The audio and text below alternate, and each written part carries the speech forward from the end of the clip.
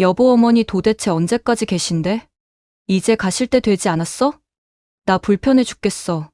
매번 일 도와주시려는 것도 그렇고, 밥할 때마다 오셔서 구경하시는 것도 짜증나. 그리고 평소엔 먹지도 않는 아침밥은 언제까지 먹어야 해? 나도 그래. 근데 어머니가 왜 오신지 모르겠어. 절대 저럴 분이 아니신데. 그렇다고 너무 티나게 불편한 티 내지 마. 내가 보기에도 다 티나더라. 아, 몰라. 내일 일어나면 당신이 한번 슬쩍 여쭤봐. 설마 당분간 쭉 머물다가 가시려는 거 아니겠지? 에이, 설마. 내가 그렇게는 절대 못하게 할게. 그리고 어머니도 눈치가 있는 사람인데 설마 그러겠어? 우리 사는 것도 바빠 죽겠는데 언제 어머니까지 챙겨. 내가 잘 말해 볼 테니까 당신은 가만히 있어. 알겠어. 믿어줄 테니까 행동으로 좀 보여줘. 이게 어떻게 된 일일까요? 지금 첫째 아들과 며느리가 집에 머무는 어머니를 귀찮다며 쫓아내려 하고 있는데요. 오늘은 아들들에게 의지하며 살고 싶었던 황덕자님의 사연입니다. 어떤 내용의 이야기일지 바로 들어보도록 하겠습니다. 안녕하세요. 저는 경상남도 진주에 사는 71살 황덕자라고 합니다. 진주에서도 시골 동네인 곳에서 혼자 살고 있습니다. 혼자서 있다 보면 너무 심심할 때가 많은데 그럴 때마다 유튜브에서 여러분들의 사연을 들으면서 시간을 보내고 있어요. 사연을 들을 때마다 가슴이 저리기도 하고 어떨 때는 기쁘기도 하답니다. 많은 어르신들이 다들 힘든 삶을 긍정적으로 살아가려고 노력하시더라고요. 저도 여러분들께 말씀드리고 싶은 이야기가 있어 이렇게 사연을 씁니다. 제가 오늘 해드릴 저희 사연은 저와 제 첫째 아들 그리고 둘째 아들 그리고 며느리 사이에서 있었던 유쾌하지만은 않은 그런 이야기입니다. 끝까지 제 얘기를 들으시고 어떻게 생각하시는지 여러분의 의견 말씀해 주시면 제가 조금이나마 위로를 받을 수 있을 것 같습니다. 그럼 이야기 시작해 볼게요.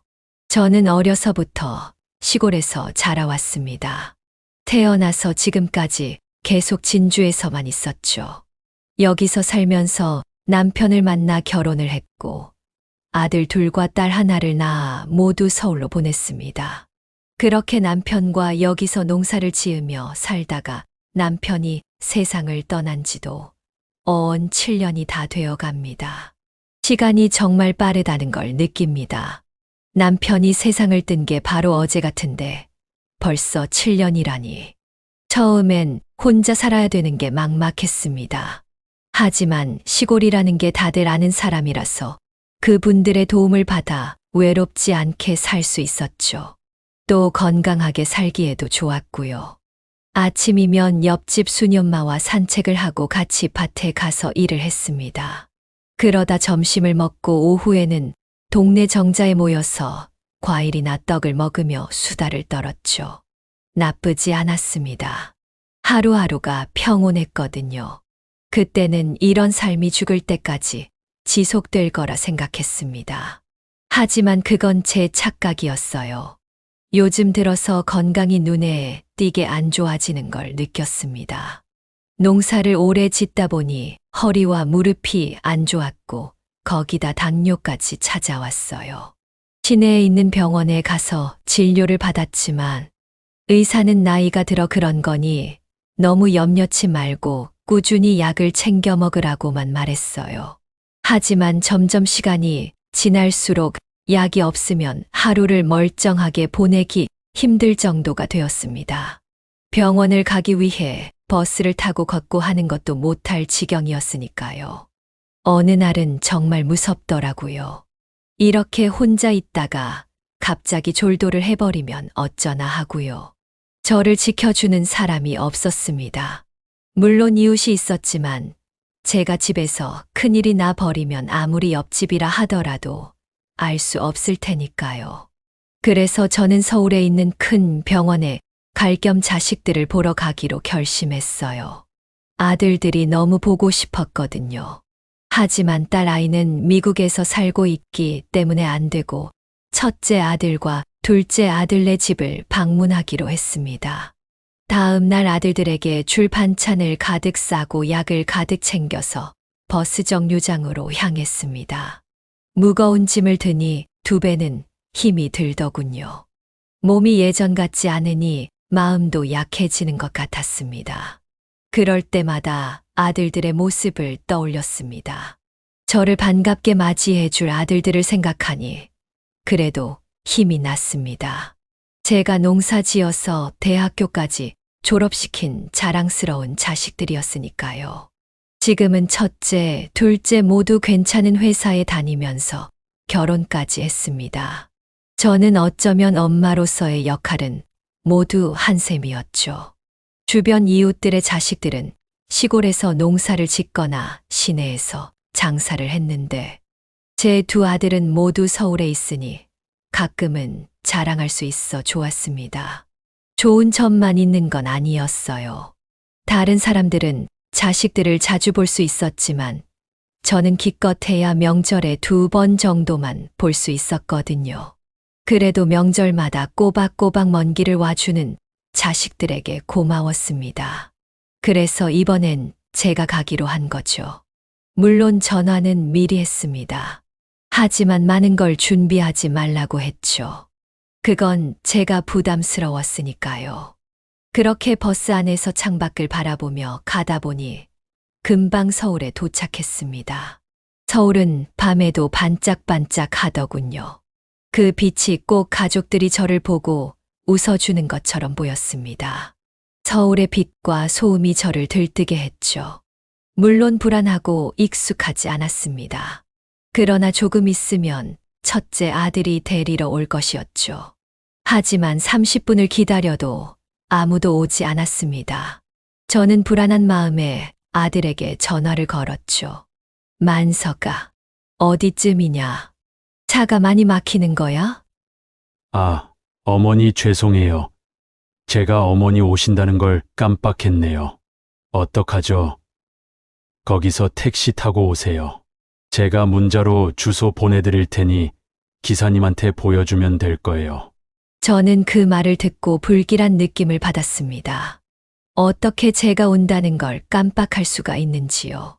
아들의 말투에서도 반가워하는 느낌보다는 귀찮아하는 느낌이 강했죠. 서울에 잘 살고 있는 아들에게 의지 좀 해도 되지 않을까 생각하며 올라왔는데 왠지 잘못 생각한 느낌이 들어 불안했습니다. 그렇게 저는 택시를 잡아 아들이 보내준 주소로 갔죠. 주소에 도착하니 아파트더군요. 도착을 했는데도 아들은 나오지 않았습니다. 결국 저는 무거운 짐을 혼자 들고 엘리베이터까지 가야 했어요. 무릎과 허리가 너무 아팠지만 그래도 괜찮았어요. 곧 아들의 얼굴을 볼 수 있었으니까요. 도착하니 아들과 며느리, 손주들이 다 있었어요. 하지만 그중 누구도 저를 보고 기뻐하지 않았어요. 며느리는 인사를 대충 한 채 부엌으로 갔고 손주들도 잠시 저를 보다가 다시 TV를 보기 시작했어요. 아들은 겨우 일어나서 제가 가져온 짐을 들고 작은 방에 가져다 주었죠. 그때 저는 제가 느꼈던 불안감이 실제로 벌어졌다는 걸 실감했어요. 제가 이 순간을 얼마나 기대했었는지 그들은 몰랐을 겁니다. 저의 기대는 점점 사라져갔죠. 마치 누군가 저에게 찬물을 확 끼얹은 느낌이었어요. 그래도 저는 웃으며 손주들에게 다가가 용돈과 사탕을 주었습니다. 그제서야 손주들은 저에게 관심을 보였죠. 아들은 애써 저에게 와서 말했습니다. 어머니, 제가 마중을 못 나가서 죄송해요. 식사는 하셨죠? 오느라 피곤하셨을 텐데 얼른 주무세요. 내일 같이 밥 먹고 얘기해요. 저는 밥을 먹지 않았고 피곤하지도 않았지만 아들 내외가 고생하는 게 싫어서 그냥 방으로 들어갔죠. 방에 들어가니 얇은 이불만 방에 깔려 있었습니다. 그곳에서 자면 허리가 너무 아플 것 같아 아들에게 말을 했죠. 아들아, 내가 허리가 아픈데 혹시 조금 두꺼운 이불이 있니? 아니요, 어머니, 저희가 손님용 이불이 따로 없어서요. 내일 옆집한테 좀 빌려볼 테니까 오늘은 그냥 주무세요. 그 말은 저를 너무 서운하게 했어요. 왜냐하면 손주들 방과 안방에는 침대에 두꺼운 이불이 깔려 있었거든요. 저는 차오르는 서운함을 애써 참고 누워 억지로 잠을 청했습니다. 다음 날 가족들과 함께 아침을 먹게 되었어요. 오랜만에 가족들과 식사를 할 생각을 하니 기분이 좋았습니다. 어제 저녁을 먹지 못해 배고프기도 했고요. 하지만 식탁에 앉으니 가족들 사이에서 어색한 분위기가 맴돌았습니다. 손주들은 졸린지 꾸벅꾸벅 졸았고 며느리는 말 없이 밥을 먹기만 했어요. 아들은 며느리의 눈치를 보기만 했고요. 밥은 굉장히 조촐했습니다. 누룽지 밥에 김치 그리고 멸치볶음과 김이 있었죠. 단촐했지만 저는 좋았어요. 시골에선 매일 이렇게 먹었거든요. 저는 그저 가족들과 즐겁게 밥을 먹고 싶었는데 그들은 이 자리가 그렇게 기쁘지 않았던 것 같았습니다. 저는 밥을 입으로 넘기는지 코로 넘기는지 모를 만큼 그 자리가 불편했어요. 아들과 며느리의 표정을 계속 살폈지만 불편한 듯한 표정만 지었어요. 가끔 며느리가 아들의 귀에 대고 뭔가를 말했지만 잘 들리지 않았어요. 그렇게 세상에서 가장 불편한 식사 시간이 끝이 났어요. 대화가 거의 없이 밥만 먹었던 식사였죠. 그때부터 저는 제가 아파서 좀 쉬러 왔다는 말을 해야 하나 말아야 하나 고민이 되었습니다. 제가 왔는데 아프기까지라도 하면 아들 부부는 정말로 부담스러워 할 것 같았죠. 거기다 시골에서는 매일 몸을 움직이려고 했는데 여기선 그게 어려우니 집안일을 도우려 했습니다. 그런데 오히려 며느리의 눈치 때문에 그것마저 할 수 없었죠. 전 저의 선택이 후회가 되었습니다. 잘못된 결정을 한 것 같았죠. 다음 날도 그 다음 날도 시간이 지날수록 우리는 더욱 어색해졌고 같이 밥을 먹는 시간은 거의 지옥과 같았죠. 제가 아무리 말을 붙이려 해도 아들과 며느리는 단답으로 대답해서 아예 대화를 하지도 못하게 했죠. 요즘 날씨가 추워졌구나. 다들 나갈 때는 옷 단단히 껴입고 나가거라. 네, 어머니도요. 요즘 뭐 힘든 일은 없니? 네, 딱히 없어요. 혹시 내가 도울 일이 있으면 언제든지 말하거라. 할 수 있는 게 있다면 뭐든지 할게. 어머님이 뭐 하실 게 있겠어요. 그냥 편하게 있다가 가세요. 이런 식의 대화였죠. 저는 점점 그 어색한 분위기를 견디기 힘들었고 밤마다 잠을 설쳤습니다. 몸이 아파서 그런 것도 있었지만 생각이 많아졌기 때문이었죠. 밥을 제대로 먹지 못해 몸도 야위어 갔습니다. 그런데 어느 날 밤이었어요. 새벽까지 잠에 들지 못한 저는 목이 말라 부엌으로 물을 마시러 갔죠. 근데 안방에서 아들과 며느리의 소리가 들리기 시작했어요. 시간인지라 매우 조용했고 둘의 목소리는 아주 잘 들렸죠. 들어보니 제 이야기를 하는 듯 했습니다. 여보 어머니 도대체 언제까지 계신데? 이제 가실 때 되지 않았어? 나 불편해 죽겠어. 매번 일 도와주시려는 것도 그렇고 밥할 때마다 오셔서 구경하시는 것도 짜증나. 그리고 평소엔 먹지도 않는 아침밥은 언제까지 먹어야 해? 나도 그래. 근데 어머니가 왜 오신지 모르겠어. 절대 저럴 분이 아니신데. 그렇다고 너무 티나게 불편한 티 내지 마. 내가 보기에도 다 티나더라. 아 몰라 내일 일어나면 당신이 한번 슬쩍 여쭤봐. 설마 당분간 쭉 머물다가 가시려는 거 아니겠지? 에이 설마. 내가 그렇게는 절대 못하게 할게. 그리고 어머니도 눈치가 있는 사람인데 설마 그러겠어? 우리 사는 것도 바빠 죽겠는데 언제 어머니까지 챙겨. 내가 잘 말해볼 테니까 당신은 가만히 있어. 알겠어 믿어줄 테니까 행동으로 좀 보여줘. 저는 그 이야기를 듣고 심장이 내려앉는 것만 같았어요. 제 귀를 의심했죠. 아무리 아들과 며느리가 저를 불편하게 여긴다 해도 저렇게까지 말할 이유가 없었거든요. 저는 방에 조심히 들어가 이불을 뒤집어 쓰고 슬피 울었습니다. 곧 떠나야만 했죠.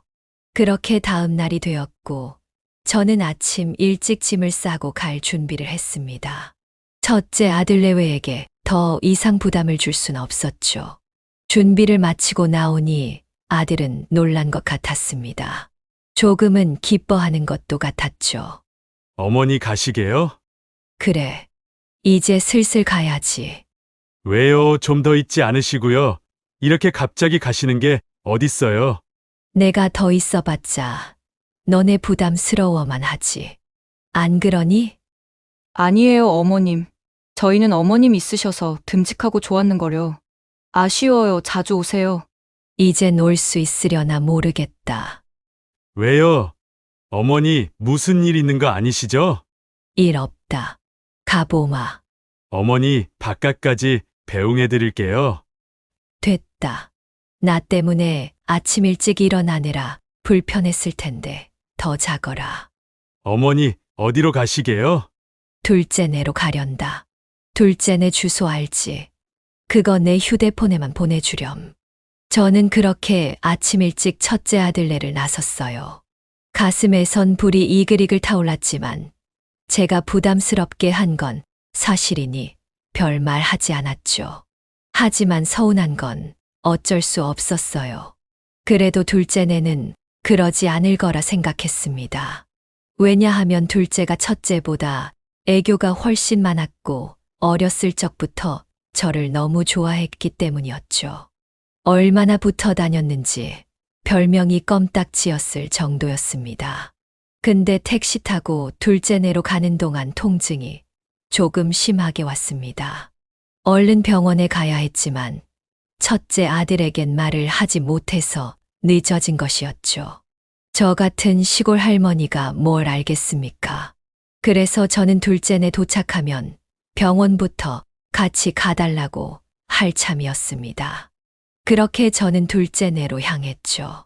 둘째에겐 미리 전화를 하니 역시나 첫째와는 다른 반응이었어요.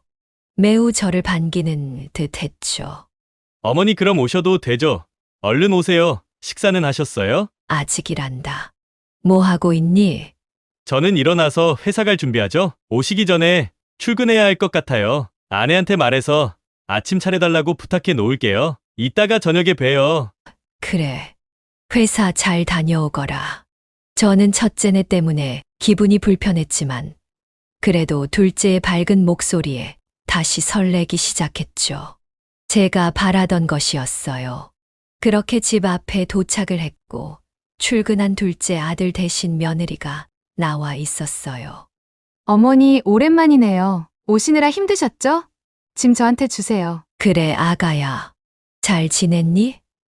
네, 저야 잘 지냈죠. 어머니 창란젓 좋아하시죠? 제가 아침은 간단히 따뜻한 누룽지에 창란젓 준비해뒀어요. 고맙다. 내가 젓갈 좋아하는 건 또 어떻게 알아서. 그이도 똑같이 좋아해요. 매번 먹으면서 어머니 얘기를 안 한 적이 없다니까요. 어머니가 젓갈 좋아해서 자기도 좋아한다고요. 나빴던 기억은 온데간데 사라지고 저는 다시 기분이 좋아지기 시작했습니다. 첫째 아이네와 달리 저를 진심으로 반겨주었고 방에도 두꺼운 이불을 깔아주었죠. 첫째네에서는 결국 이불을 바꿔주지 않았거든요. 아침밥도 맛있게 먹었고 저는 둘째 며느리와 산책도 함께 했습니다. 며느리는 저를 잘 모시려고 노력했고 저 또한 너무 부담스럽지 않게 하려고 노력했습니다. 집에 돌아오는 길에 며느리가 저에게 묻더군요.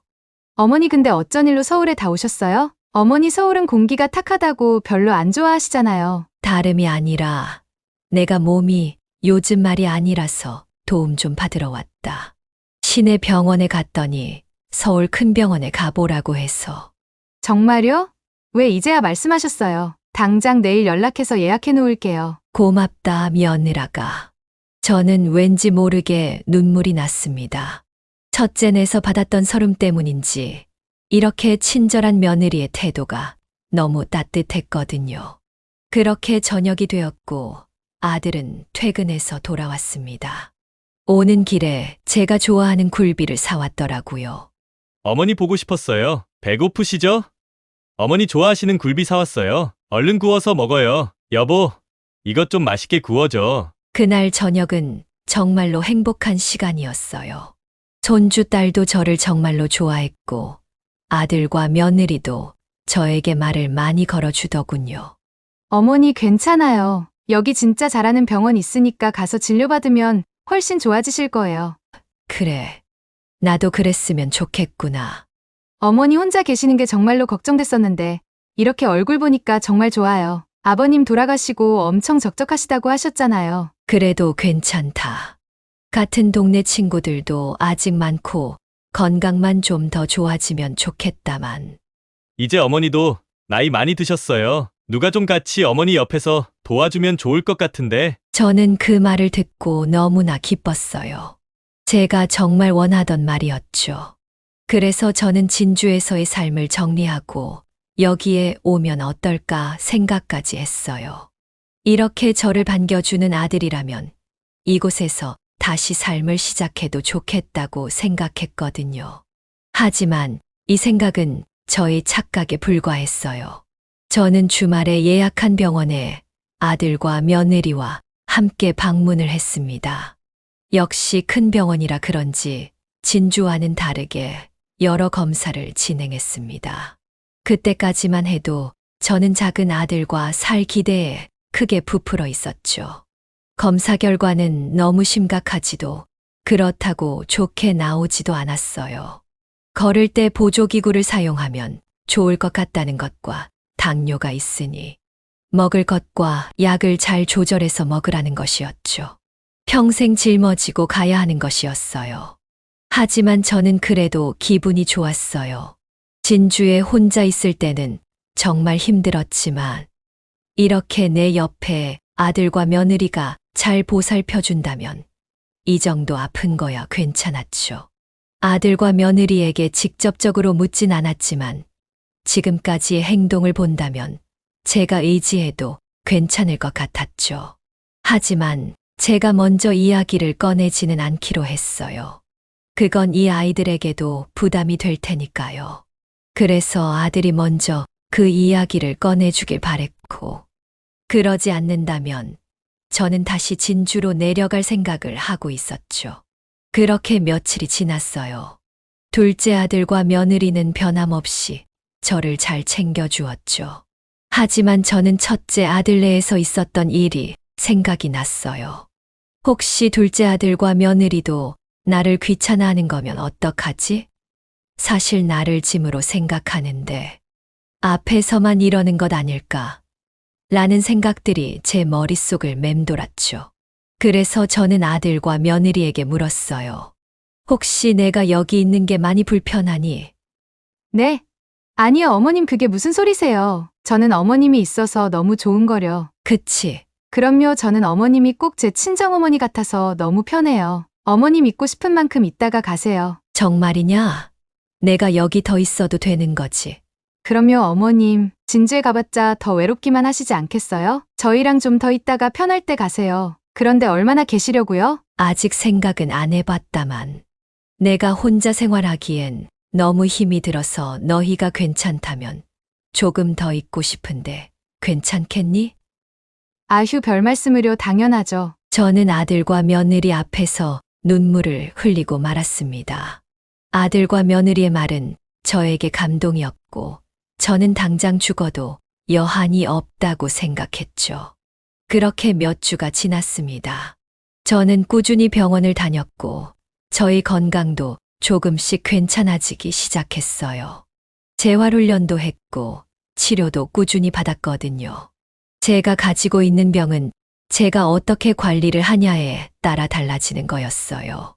그래서 저는 제 몸을 어떻게 관리하는지 이전보다 더 알게 되었어요. 안 하던 운동도 하기 시작했고 먹는 것도 잘 조절하기 시작했죠.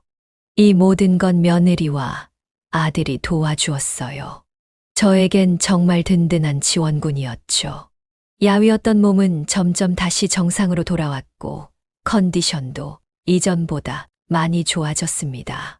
몸이 정상적으로 돌아와서 혼자 생활해도 괜찮을 정도가 되었습니다만 둘째 내에서의 생활이 너무 좋아서 진주로 돌아가고 싶지 않았죠. 아이들도 저에게 눈치를 전혀 주지 않았고요. 하지만 저는 며칠 뒤 끔찍한 이야기를 듣고야 말았습니다. 첫째 내에서 받았던 충격보다 훨씬 더 충격적인 이야기였죠. 그날은 아들은 출근해서 집에 없었고 며느리는 손주를 데려다 주느라 집을 비워 제가 혼자 있는 날이었죠. 목욕을 하고 로션을 바르려고 하는데 제가 가져온 로션이 다 떨어져서 안방에 있는 로션을 쓰기 위해 들어갔어요. 근데 며느리의 화장대 옆에 무슨 종이가 꽂혀져 있는 게 아니겠어요? 대수롭지 않게 넘기려고 했는데 그 종이에 적혀져 있는 글씨가 제 눈에 딱 들어왔습니다. 바로 요양원이라는 글자였죠. 저는 화들짝 놀라 그 종이를 펼쳤습니다. 그 종이는 요양원 팜플렛이었죠. 저는 순간 수만 가지 생각이 들었습니다. 이게 왜 여기에 있는 것인지, 나와 관련된 것인지 등 어떻게 받아들여야 할지 모르겠더군요. 일단 저는 그 유인물을 제자리에 두고 방을 나섰어요. 저는 나와서 저를 다독였습니다. 제가 오해한 것일 거라고 생각했죠. 저 요양원 팜플렛이 왜 저기 있는지 이유는 모르겠지만 분명 저 때문에 있는 건 아니라고 생각했습니다. 둘째 아이 부부가 저를 요양원에 보낼 거라고는 생각하지 못했으니까요. 저를 요양원에 보내서 그들에게 무슨 이득이 있을까요? 혹여나 알아봤다고 해도 저를 위해 알아봤을 거라고 생각했어요. 하지만 이 생각은 저의 크나큰 오산이었습니다. 저는 둘째 아이 부부를 의심하기는 싫었지만 생각이 머리에서 지워지지 않았고 이 오해를 어떻게든 풀어야겠다고 생각했어요. 그래서 자식이 오면 물어봐야겠다고 생각했습니다. 하지만 아들은 야근을 해서 집에 늦게 들어왔고 저는 자식을 기다리다 잠에 들어버렸습니다. 약이 생각보다 강해서 잠이 잘 왔거든요. 근데 새벽 중간에 깨버리고 말았어요. 소변이 마려워서였죠. 그래서 화장실에 가려고 방에서 나왔습니다. 아이들이 깰까봐 조심스레 발을 옮기는데 둘째 아들과 며느리가 속닥거리는 소리가 들렸습니다. 저는 혹시나 제 이야기를 하는 건가 해서 가까이 다가갔죠. 역시나 둘은 제 이야기를 하고 있었습니다. TV를 켜놓고 이야기를 해서 소리가 잘 들리진 않았지만 그래도 이야기는 알아들을 수 있었죠. 여보, 알아본 건 어떻게 됐어?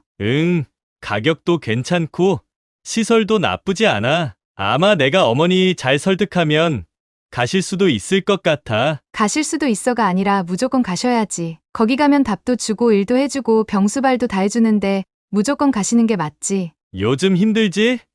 우리 어머니 보살펴 주느라고. 그래도 참아야지. 나중을 위해서라도. 저는 그 이야기를 듣고 무슨 말을 하는지 의아했습니다. 하지만 곧 두 아이의 진심이 나오더군요. 아참 여보, 어머니 땅값 지금 많이 올랐다고 했지? 맞아. 아마 몇 년 안에 그 근처에 도로가 깔린다고 해서 좀만 더 기다리면 더 오를 거야. 근데 어머니는 대대로 내려온 땅이라고 지금까지 안 파셨거든. 어머니 요양원에 들어가게 되면 돈이 필요하니까 그 핑계로 땅 팔아서 어머니 보내드리고 남은 건 우리가 가져야지. 너무 좋다. 우리 그 땅 팔면 비싼 데로 이사 갈 수 있는 거야? 물론이지. 집이 뭐야. 차도 바꾸고 가구도 싹 다 바꿔야지. 생각만 해도 너무 좋아. 어머니 돌아가실 때까지 꼼짝없이 기다려야 한다고 생각했는데 이렇게 빨리 기회가 올 줄 몰랐어. 그니깐 말야. 바보 같은 첫째 형 때문에 우리만 경사났지 뭐야. 복이 굴러들어온 것도 모르고 하여간 옛날부터 둔하긴 했어, 사람이. 분명 어머니는 첫째 형한테 실망해서 우리한테 땅을 맡기실 거야. 그럼 내가 잘 처분해봐야지. 당신 멋지다. 근데 언제 말씀드리려고? 좀 더 지켜보자. 어머니가 완전히 우리를 신뢰하고 믿으실 때까지 그때까지 참을 수 있지? 그럼 얼마든지. 사실 어머니 보살피는데 귀찮고 힘들었거든. 효도한다는 마음으로 한 거지. 그래, 맞아. 이게 효도지. 어머니 좋은 요양원 보내드리는 것도 효도고, 우리 같은 효자 효녀가 어딨어? 저는 둘의 대화의 하늘이 무너지는 듯 했습니다. 지금까지 저에게 잘해준 이유가 집안 대대로 내려온 땅을 팔아서 자기들이 차지하려고 했던 거죠. 제가 만약 자식들에게 더 얹혀 살게 된다면 저는 아들의 말을 들을 수밖에 없고 아들은 분명 땅을 처분한 뒤 저를 요양원에 보낼 것이었습니다. 저는 입이 바짝 말랐죠. 그 자리에서 쓰러질 것 같았지만 있는 힘을 다해 방으로 돌아왔습니다. 오히려 첫째 내에서 들었던 이야기가 덜 충격적일 정도였죠. 사실 저는 대대로 내려온 땅에 대한 의지는 없었죠. 남편은 그런 게 있었지만 저는 딱히 상관없었습니다. 그리고 어차피 제가 죽으면 자식들이 처분해서 나눠 가질 것이었죠. 물론 제가 죽고 나서의 일입니다. 근데 그 시간을 참지 못하고 미리 유산을 가지고 싶어서 저에게 이런 연기를 했던 것입니다. 저는 그들에게 매우 화가 났고 괘씸했죠. 왜 제가 이런 취급을 받아야 하는지 몰랐습니다. 저는 그저 그들에게 돈에 불과했죠. 둘째 아들과 며느리는 저를 가족으로 생각하지 않았고 그냥 짐처럼 여긴다는 생각이 저를 끝없이 외롭게 만들었어요. 당장 진주로 돌아가고 싶었죠. 저는 누워서 가슴이 먹먹해진 채 밤을 새웠습니다. 그날 밤은 밤새 뒤척이며 잠을 이루지 못했어요. 그 대화를 들은 이후로 하루하루가 무겁게 느껴졌습니다. 마음 편할 날이 없었죠. 그들 사이에서 느껴지는 미묘한 감정이 이제 느껴지기 시작했습니다. 그들의 미소가 가증스럽게 보였고 그들이 말하는 달콤한 말에서 악취가 났습니다. 저는 어떻게 할 건지 결정하기 전까지는 티를 내지 않으려고 했지만 어쩔 수 없이 티가 나더군요. 이렇게 연기하는 게 어려운데 그 둘은 어찌 그렇게 자연스럽게 하는지. 한편으로는 대단했습니다. 결국 아들 부부와 저는 대화가 줄어들었고 분위기는 점점 차가워졌습니다. 한 번은 저 때문에 싸우곤 하더군요. 아니, 당신이 어떻게 했길래 어머니가 저렇게 변하셔? 무슨 잘못이라도 한 거 아니야? 무슨 잘못을 해? 나는 이전과 똑같이 했어. 나도 어머님이 왜 저러시는지 모르겠다고. 당신이야말로 뭐 걸리는 거 없어? 나도 없지. 내가 무슨 잘못을 해? 그럼 도대체 왜 저러시는 건데? 아프셔서 그런 건가? 나도 모르겠어. 어쨌든 나도 조심할 테니까 당신도 조심해. 최대한 어머니 비위 맞춰드리고 가장 좋은 것만 해드려. 당신도 알겠지만 진짜 중요한 시기야. 이번에 놓치면 우리는 진짜 오래 기다려야 한다고. 그것도 첫째 형이랑 반반씩 나눠야 하고 첫째 형은 욕심이 드글드글해서 더 가지고 가려고 할지 몰라. 안 돼, 그런 일은 절대 있어선 안 돼. 알겠어, 내가 내일 당장 어머니 좋아하시는 거 장 봐서 요리할게. 같이 산책도 하고. 그래, 조금만 힘내줘. 절대 쓸데없는 말은 꺼내지 말고 요양원에 대해서는 내가 타이밍을 잘 봐볼 테니깐. 참으로 어이가 없었죠. 다음 날 며느리는 진수성찬을 제게 차려왔습니다. 다 제가 좋아하는 것들이었지만 손을 대기조차 싫었죠. 절 보고 웃는 며느리가 가증스러웠어요. 어머니 좋아하시는 것들로 차려봤어요. 요즘 당뇨라 많이 못 드실 텐데 맛이라도 조금씩 보세요. 드시고 저랑 같이 산책 다녀와요. 여기 앞에 이쁜 꽃을 심어 놓았더라고요. 며느리는 세상 친절한 말들을 저에게 건네주었지만 제게는 사기꾼의 달콤한 말처럼 밖에 들리지 않더군요. 저는 그냥 밥에다가 물을 말아 김치랑 먹었습니다. 그 모습을 본 며느리의 표정은 조금씩 굳어져 가더군요. 그렇게 산책을 할 때도 며느리는 계속해서 말을 걸었습니다. 어머니 예전보다 더 잘 걸으시는 것 같으신데요. 수술이 잘 되었나 봐요. 저는 어떤 말을 어떻게 해야 할지 몰라 억지로 웃기만 했죠. 저의 마음은 천근만근이었습니다. 이전보다 더 외롭고 고독했고 제 존재에 대해 점점 더 무의미하게 느껴졌어요. 며느리와 아들이 저를 요양원에 보내자는 말을 꺼낸 그날부터 제 머릿속은 나쁜 생각으로만 가득 차 있었죠. 그 생각을 지워버리려 해도 쉽지가 않았습니다. 저는 이곳에서 황금알을 낳는 거위나 다름없었죠. 저는 제 자존심의 상처를 입었고 그 상처는 날이 갈수록 깊어져만 갔습니다. 한편은 이런 생각도 해보았어요. 그들이 원하는 대로 요양원에 가면 어떨까 하고요. 하지만 버려진다는 생각이 강하게 들면서 가슴이 아파 견딜 수가 없었어요. 결국 저는 이 집에서 더 이상 지낼 수 없다는 생각을 했고 집으로 돌아가자는 결심을 했습니다. 밤이 깊어지고 저는 마지막으로 스스로에게 물었습니다. 그저 그들이 원하는 대로 말을 들어주고 억지로라도 보살핌을 받을 것인지 힘들겠지만 집으로 돌아가 나만의 인생을 살아야 하는 것인지 말이죠. 어쩌면 그들의 말대로 요양원에 가는 게 편할지도 몰랐지만 제 자존심이 그걸 허락하지 않았습니다. 제가 이곳에 필요 없고 그들에게 필요한 건 오직 돈이었다면 저는 더 이상 머무를 이유가 없었죠. 저는 홀로 살 용기를 가지고자 했습니다. 지금껏 그래왔던 것처럼 자신을 포기하지 않고 혼자서 남은 인생을 제 방식대로 살아가자고 생각했어요. 그래, 다시 진주로 돌아가자. 그리고는 새롭게 내 인생을 사는 거야. 이렇게 생각하니 마음이 한껏 가벼워지더군요. 비가 온 뒤 땅이 굳어진다고 이제는 누군가에게 기대지 않고 내 힘으로 살아가야겠다는 의지를 가지게 된 것 같아 마음이 더 단단해진 것 같았어요. 그날 밤 저는 조용하게 짐을 챙겼어요. 반찬통은 여기다 두고 가도 괜찮으니 몇 벌의 옷과 세면도구만 챙기면 됐죠. 짐을 다 싸고 나니 짐이 생각보다 가볍더군요. 아들과 며느리는 깊이 잠들어 있는 것 같았어요. 저는 그들이 깨기 전에 집으로 가기로 했습니다. 저는 조심히 문을 열고 신발을 신은 뒤 조용하게 문을 닫았어요. 첩보 영화를 찍는 것처럼요. 그리고 복도를 걸어 나왔어요. 복도는 매우 어두웠고 조용했습니다. 제 발소리가 울려 퍼졌어요. 저는 아파트를 나와 택시를 불러서 버스 터미널로 향했습니다. 밤이 늦었지만 역시나 서울은 불빛으로 가득했어요. 처음 서울에 도착했을 때는 설레임의 불빛으로 보였다면 가는 길엔 우울함의 불빛으로 보였죠. 하지만 저는 마음을 다시 다잡았어요. 이미 저지른 일이니까요. 그렇게 생각하니 홀가분하더군요.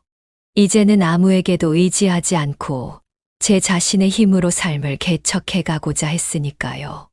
그렇게 저는 심야 버스표를 끊고 다시 진주로 돌아가는 버스를 탔습니다. 다시 집에 가는 길엔 매우 고독했어요. 불안하기도 했지만 저의 선택이 저를 더 올바르고 강한 길로 인도할 것이라 믿었죠. 진주에 도착해서 버스에서 내리자 저는 차가운 공기를 있는 힘껏 들이마셨어요. 서울과 달리 깨끗한 공기였죠. 더럽혀진 제가 정화되는 느낌이었어요. 마치 저를 반겨주는 듯한 느낌도 들었고요. 거기서 다시 택시를 타고 집으로 돌아왔습니다.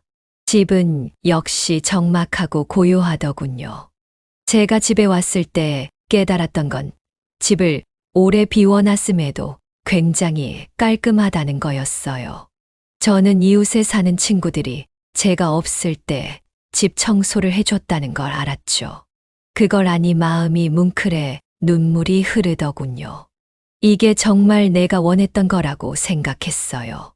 저는 깨끗이 목욕을 하고 툇마루에 앉아 풍경을 바라보았습니다. 굉장히 편안한 마음이 들었어요. 이제는 누구의 눈치도 보지 않아도 되고 의심도 하지 않아도 된다는 것이요. 눈앞에 펼쳐진 논의 풍경은 이전과 다르게 아름답게 보였고 들리는 벌레 소리는 마치 노랫소리 같았죠. 진주의 모든 것이 저를 위로해 주는 듯 했어요. 그렇게 저는 편안한 마음으로 잠에 들었습니다. 저는 일어나 밀렸던 빨래와 아침밥을 했습니다. 몇 달이나 안 했다고 어색한 느낌이 들더군요. 하지만 제가 한 따뜻한 밥을 먹으니 속이 따뜻해졌어요. 깨끗해진 빨래를 빨랫줄에 널면서도 기분이 상쾌해지더군요. 오래전부터 있었던 장롱의 향기도 굉장히 친숙했어요. 저는 이곳에서 다시 시작하기로 했습니다. 이렇게 혼자서도 잘 살 수 있을 거라는 자신감이 서서히 생겨났어요.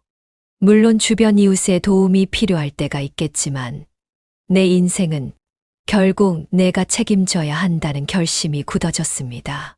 그렇게 도착한 다음 날 아들에게 전화가 왔습니다. 하지만 저는 받지 않았죠. 나중에 확인하니 부재중 전화가 10통이나 와 있었습니다. 저는 괜찮으니 연락하지 말라는 문자만 띡 남기고 더 이상 휴대폰을 쳐다보지 않았죠. 통쾌한 기분이 들었어요.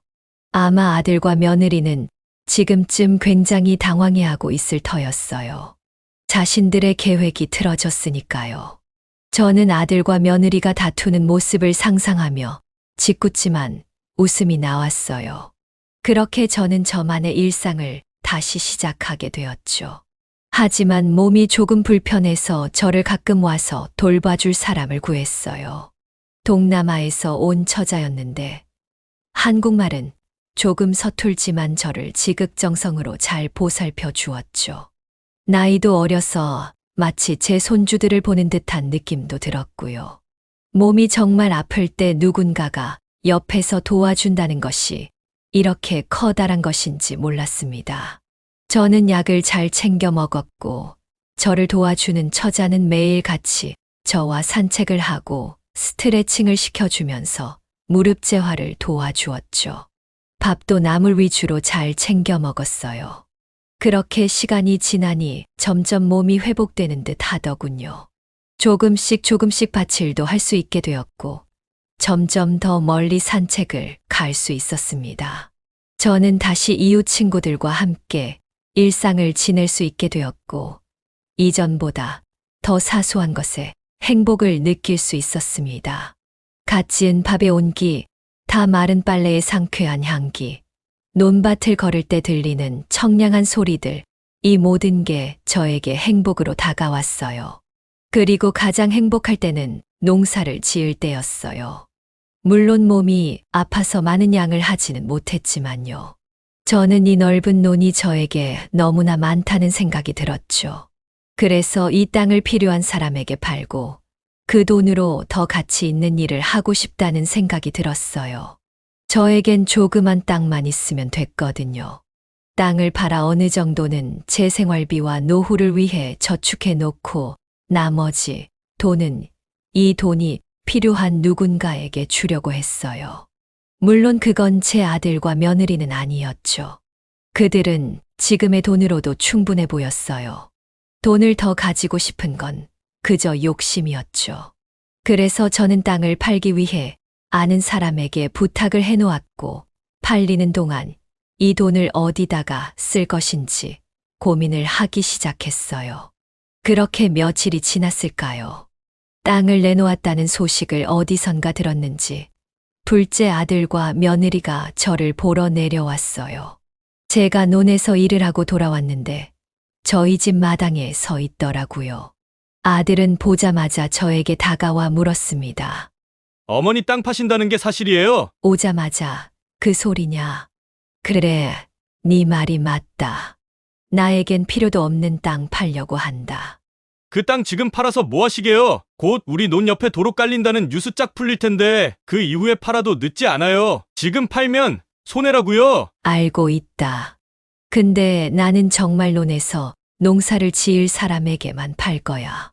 그건 내가 확실하게 할 거고. 그리고 우리 논이 아니라 내 논이란다. 나와 네 아버지가 일군 땅이야. 아, 어쨌든요. 그 땅 판 돈으로 뭐 하시려고 하는데요? 그건 알아서 뭐 하게. 내 돈이니까 내가 알아서 쓰겠지. 어머니 도대체 우리한테 왜 그러시는 거예요? 제가 뭐 잘못이라도 했어요? 잘못을 했으면 말씀이라도 해주세요. 어머님 제가 잘 못 모셔서 그러시는 거라면 사과드릴게요. 제가 생각해보니 더 잘 모셨어야 했던 것 같아요. 부디 저희를 불효자로 만들지 말아주세요. 그 둘의 목소리는 다급했고 불안감이 섞여 있었습니다. 그 둘이 얼마나 제 돈을 원하는지 깨달았죠. 이 돈이 없으면 그들의 생활이 얼마나 불행해질지 생각하니 묘한 쾌감이 느껴지더군요. 하지만 저는 침착하게 대화를 이어갔습니다. 가족으로서의 최소한의 예의를 지키지 않았던 그들을 저는 더 이상 도울 수 없었어요. 말하지 않으려고 했는데 너희가 말해달라고 하니 말해주마. 사실 그날 너희가 이야기하는 걸 들었다. 나를 요양원에 보내고 땅을 팔아서 집을 산다고, 차를 바꾼다고. 그 둘은 제 이야기를 듣고는 꿀먹은 벙어리처럼 조용해졌어요. 부끄러운 마음이 조금이라도 남아있다면 아무 말도 할 수 없을 것이었죠. 하지만 아들은 억울한 듯이 저에게 이야기했어요. 어머니, 사실이잖아요. 요양원에 가시면 친구들도 계시고 밥도 잘 챙겨주고 아프면 간병까지 해주는데 그게 뭐가 잘못된 거예요? 그리고 어차피 돌아가시면 물려주실 재산 미리 좀 받겠다는데 그게 그렇게 싫으세요? 맞아요. 어머님 거기 가면 지금 생활보다 훨씬 편하고 좋으실 거예요. 언제까지나 혼자 계실 순 없잖아요. 그러다 갑자기 쓰러지거나 하면 어쩌시려고 그래요. 그럼 니네가 나를 모시고 살면 되지 않니? 둘은 그 말에 아무 말도 하지 못했어요. 왜 말을 못하니? 그건 또 싫니? 나도 싫다. 요양원에 가는 것도 내가 원하면 가는 거다. 땅을 파는 것도 마찬가지야.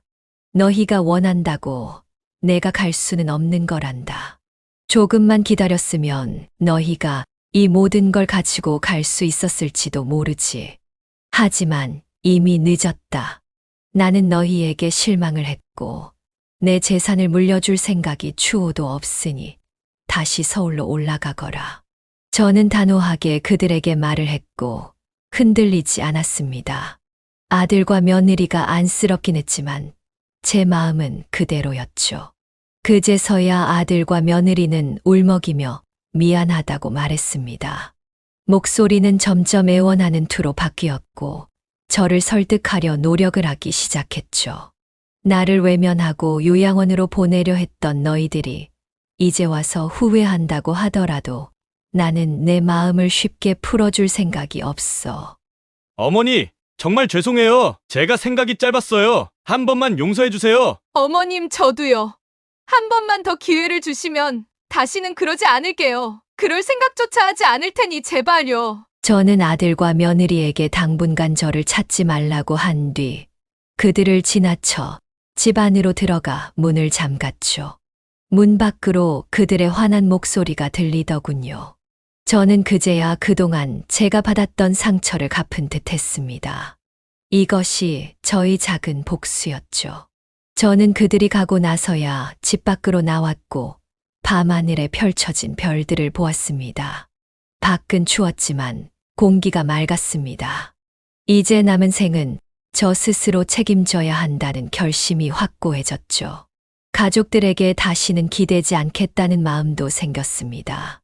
그들과의 관계를 끊고 홀로 서는 것을 결심한 제 자신이 기특하고 자랑스러웠어요. 가족뿐만이 아니라 이제 누구의 도움도 누구의 간섭도 필요 없다는 것을 확실히 느꼈죠. 저는 그 이후로도 이웃 친구들과 저를 도우러 와주는 동남아 처자의 도움을 받으며 차분하게 그리고 착실하게 일상을 살아갔습니다. 혼자 있는 시간이 많았지만 오히려 명상을 하고 노래를 들으면 제 마음을 정리하는데 도움이 되더군요. 아침마다 당뇨에 좋은 음식들을 꼬박꼬박 챙겨 먹고 약도 꾸준히 먹었습니다. 산책과 스트레칭도 열심히 해주고 날씨가 좋은 날엔 동남아 처자랑 가까운 저수지로 소풍을 가기도 했습니다. 저는 동남아 처자에게 그녀의 나라 이야기도 듣고 문화도 들었습니다. 그녀는 돈을 모아 꼬박꼬박 나라에 계신 어머니에게 보내는 사람이었죠. 저는 그녀의 말을 듣고는 너무나 감동을 받았습니다. 그녀의 어머니도 아프시다고 하더군요. 저는 그 말을 듣고는 깨달았습니다. 내가 도움을 줘야 하는 사람이 여기 있구나 하고요. 이 사람은 그럴 자격이 분명히 있었습니다. 그래서 저는 땅이 팔린 뒤 재산을 정리했습니다. 3분의 1 정도는 저를 위해 남겨두었고 나머지 3분의 1은 동남아 처자에게 주었죠. 물론 그 아이는 받으려고 하지 않았습니다. 받을 수 없다고 했죠. 하지만 저의 간곡한 부탁으로 결국 받아주었습니다. 조건은 있었습니다. 가능한 시간이 괜찮은 대로 저와 더 있어달라는 부탁이었죠. 그 조건에 승낙을 했고 그 동남아 처자는 약속을 지켜주었습니다. 그 돈으로 어머니 수술을 무사히 마칠 수 있다면서 너무나 감사해 했죠. 이 처자는 다음에 한번 베트남에 같이 가자고 했습니다. 어머니가 저를 꼭 뵙고 싶다고 하셨다고 하네요. 그래서 이번 겨울에는 이 처자와 베트남에 갈 생각입니다. 두렵지만 설레기도 해요. 그리고 남은 3분의 1은 아들과 며느리를 위해 남겨두었습니다. 비록 말은 그렇게 했지만 아들과 며느리를 싫어하는 건 아니었거든요. 실망하고 미웠지만 그래도 저희 자식들이기 때문이었어요.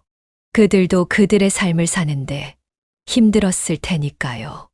이제는 용서해 줄 시간이었습니다. 언젠가 아들과 며느리도 자신들의 잘못을 진정으로 깨닫고 저에게 화해를 요청할 때가 올 것이기 때문이었습니다. 저는 이제 제 스스로 삶을 책임지며 하루하루를 살아가고 있습니다. 일상에서의 행복과 소중함을 느끼며 평온한 삶을 살고 있죠. 가족들이 그리워질 때도 있고 그들이 준 상처가 시릴 때가 있지만 이 상처를 딛고 일어서는 법을 저는 터득했기에 괜찮았습니다. 더 이상 그들 때문에 마음 아파하고 싶지 않거든요. 대신 저 자신을 위한 삶을 살아가고 있습니다. 창밖에 보이는 저 별빛을 보며 결심을 다짐했으니까요. 그동안의 상처는 저를 더 강하고 단단하게 만들어 주었고 그 결심이 지금의 저를 만들었습니다. 저는 저를 지킬 힘이 있습니다. 여러분은 어떠신가요? 혹시 너무 자식들을 위해서만 살아가지 않으신가요? 과거의 상처에 아파하지는 않으신가요? 저처럼 가족에게 상처받은 분들이 계시다면 용기를 내어 스스로의 삶을 찾아가셨으면 좋겠습니다.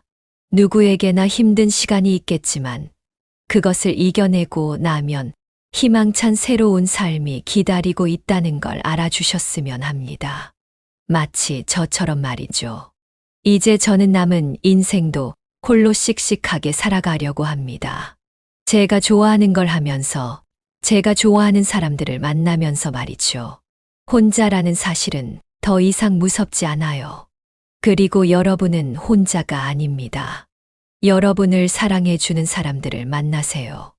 여러분 안에는 이미 홀로 인생을 살아갈 수 있는 힘이 있답니다. 세상은 넓고 시간은 별로 없습니다. 우리 모두 힘내서 짧은 인생 행복하게 사셨으면 좋겠네요. 지금 이 순간 행복을 느끼시면서 나의 힘을 믿고 앞으로 힘차게 나아가시길 바랄게요. 제 이야기는 여기까지입니다. 지금까지 들어주셔서 감사합니다. 네, 오늘 이야기는 어떠셨나요? 오늘 이야기를 듣고 어떻게 생각하시는지 어머님, 아버님의 생각을 댓글로 공유해주세요. 저는 또 다른 사연으로 찾아뵙겠습니다. 좋아요, 구독, 알람 설정을 통해 앞으로도 따뜻한 정을 나눌 수 있게 함께 해주세요. 어머님, 아버님의 삶의 지혜와 경험을 나눌 수 있는 통로가 되겠습니다. 오늘도 인생을 바꾸는 관점을 통해 사연을 들어주셔서 감사합니다.